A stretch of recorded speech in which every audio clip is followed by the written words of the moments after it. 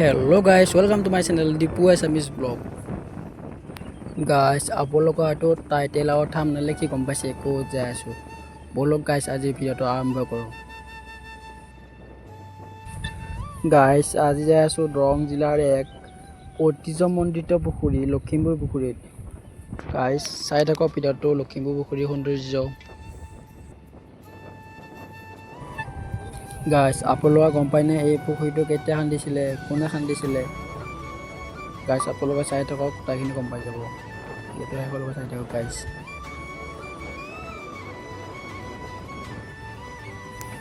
Guys এতিয়া আমি পাই যাম লখিমপুৰ পুখুৰী।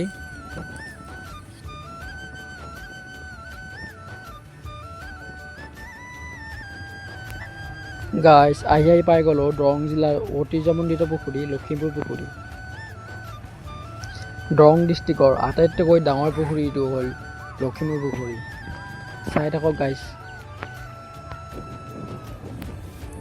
এই পুখুৰীটো 16শ শতিকাত কোচ ৰজা ধৰ্মনাৰায়ণৰ দিনত খুন্দা হৈছিলে। এই পুখুৰীটোৰ মাটিকালি প্ৰায় 195 বিঘা। গাইস এই পুখুৰীটো আছে দৰং জিলাৰ মহিলাপাৰা চকৰ পৰা প্ৰায় 3 কিলোমিটাৰ নিলগত।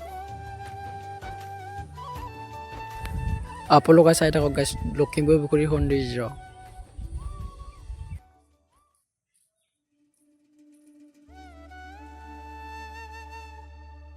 যদি আপুনি ভিডিওটো চাই ভাল পালে প্লিজ লাইক কৰি দিব, শ্বেয়াৰ কৰি দিব, সাবস্ক্ৰাইব কৰি দিব। Thank U.